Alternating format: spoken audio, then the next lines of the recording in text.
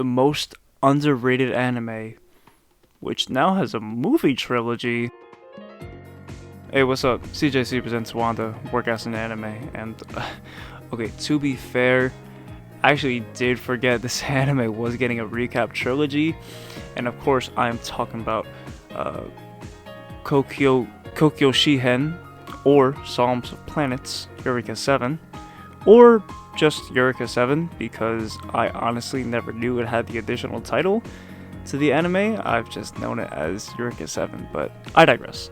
In this video, I will be reviewing the first of these 3 recap movies, Koukyoushihen Eureka 7 High Evolution 1. Now I do have to say, before doing this quick review, you should watch the anime before you consider the trilogy. This is honestly one of my true criticisms of this film, and that it is, as a recap film, which should cover the first third of the anime, just simply fails to do so. The trilogies will have material not expanded on in the original anime, of course some recap, as well as some sort of new story, from my understanding, comes from this trilogy. So if you're new to the series and you're looking for like an easy way out, this film doesn't do it justice at all. The opening first act of the movie is something that was only brought up halfway through the show and not really expanded on. There's also a lot of context that is applied as to what happens, because as a previous viewer of the anime, I'm already aware of those events that got our protagonist there. So before sending you off on your Eureka 7 journey, here are my thoughts on the series as a whole. I think this takes the formula Gundam has, specifically the original Mobile Suit Gundam, and just simply runs away with it. In my honest opinion, as a series, I think it's way better than Neon Genesis Evangelion. I haven't seen the You Cannot movies, so perhaps as films, Neon Genesis would probably be better, just from my experience with this film. But as a series, I think Eureka 7 is way better than Neon Genesis, and this anime will be best described as a mix of the mobile suits and EVAs in both Gundam and Neon Genesis Evangelion, but on surfboards. Now, although our main protagonist, Renton, can be very annoying at times, the development he gets throughout the series is far superior to the development I believe Shin, the main protagonist of Neon Genesis Evangelion, gets, or if he even gets development in his respective anime. I like Renton as the protagonist more. I don't think there's a better mecha anime that does these flight sequences and the speed of the robots than Eureka 7. These mechs are just dodging the missiles, and every time is like such an incredible masterpiece. Gundam does it occasionally, and Code Geass I believe as well, but not consistently as this anime. Even in this recap movie, the opening sequence has a small enemy dodging projectiles with that top tier animation. And of course, this anime is accompanied by great voice acting and fantastic music. I recommend checking out the anime. Come back, and now let's discuss this film. And also, when you come back, we could discuss the film in the comment section. First third of this movie almost serves as a complete prequel to the anime, which is quite fitting to start a recap film, to be honest.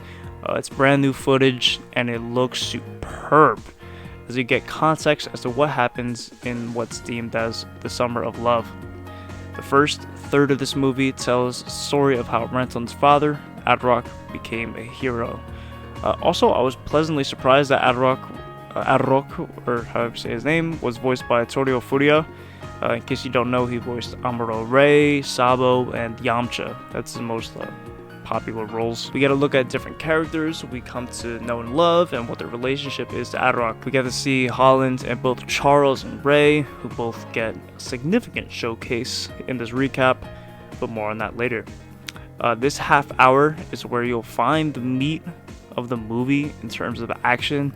I mean, the rest of the film just simply focuses on the relationship with the Beams and Renton, so there really isn't much room for action. I mean, outside of like 1 or 2 scenes where Charles is taking out the pirates and Renton leaving with the princess, if you even want to consider that action. I find the aspect of why Adrock becomes a hero quite interesting, in which regardless of the actions Adrock takes, or took rather, past tense, he will always be deemed as a hero, even though what Adrock was originally doing could be interpreted as otherwise. We come to understand, not so much in this movie, which is why I really implore to watch the series before the films, that the silver box can actually cause the destruction of humanity rather than controlling the Corlillian. This gives us a great perspective and commentary on humanity as a whole, in countless medias,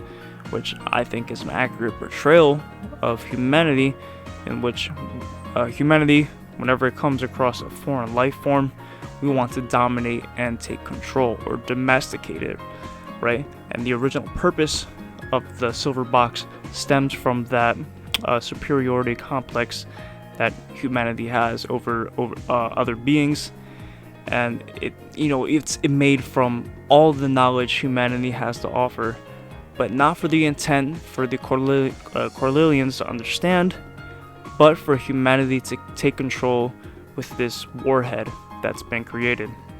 I don't think Adrock comes to the conclusion of trying to understand, but understanding that force or unnecessary violence isn't the way humanity can be saved. I like how Adrock sees what Earth was before the Scub, and states that it's the summer of love, and that we pan over to the Beams, to Holland, to Dewey, because these last words uttered and actions taken are interpreted differently by these different factions. From that, we jump forward and we get a brief glimpse of Renton's upbringing, school life, his obsession with boarding, and then of course his eventual meeting with Eureka. All of which is touched on briefly, and I mean very briefly.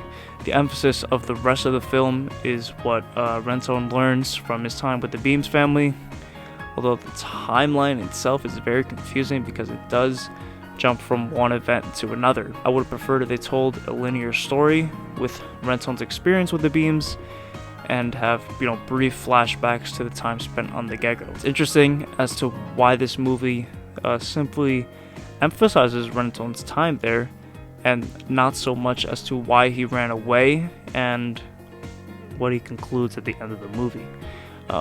With the how they got there, it's barely touched on at all, which I find interesting. I think the Ramba Ral archetype is truly done best in Eureka 7. Of course, it was introduced in the original Mobile Suit Gundam, and was done again in Gundam Seed, and I think there are a few others, but slipping my mind right now. I think the growth Renton makes has much more impact on him as a character, more than what happens to even Amuro, Kira, etc. We get to see how Renton feels with Charles and Ray and their relationship, and how he comes to his own conclusion. Time spent is meaningful, and not just like a brief interaction with Amuro, briefly interacting with Ramba Ral, and Kira briefly interacting with I'm forgetting the guy's name, the dude with the dog Gundam. I don't even know how to. I forget his name. We get to see Renton experience something he never had as a child, whereas Kira and Yamato have experienced. Those two from Gundam only learn a different perspective on war from a father figure, although it's tough for me to call Ramba Ral and the other guy, which I'm forgetting his name right now, from Seed, a father figure. Here in Eureka 7, we truly get the father figure and mother figure with Charles and Ray. I feel as if there's a more genuine connection between the Beams and Renton, rather than the relationship between Ramba Ral and Amuro. One of my favorite scenes from this film and from that stretch in the anime is from the hospital scene where Renton is trying to get help for the princess, I think it was just speaking earlier on what I said with Arrok. Here, Renton learns that he has to come to an understanding with others, rather than forcing his will onto others, like how humanity wanted to do with the Corlillians. And then that's going to be expanded upon, hopefully, in the second and third film. Then the flashback wraps up with Renton putting his foot down and deciding his own path, which is to be with Eureka. Now, I don't think it's necessary to completely break down everything, because the true emphasis really is on the relationship with the beams and the development Renton gets from living with the beams. I mean, we could discuss more in the comment section if, I forget anything, or if you, the viewer, want to discuss something from the recap portion. Now, in terms of ranking this movie, to be honest, I have to give it a 5 out of 10. As a movie, a story, it's not good unless you've already seen the anime. Like, let's take a look at the Code Geass films, for example. Although they changed the plot slightly, just for the fourth film, the Resurrection film, you don't really need to watch the anime to understand what's happening.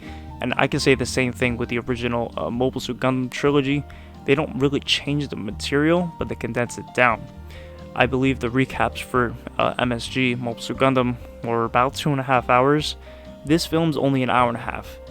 I don't know how long the other films are going to be, or a potential fourth one if they follow the Code Geass route, but it's just simply not enough time to capture all of Eureka 7.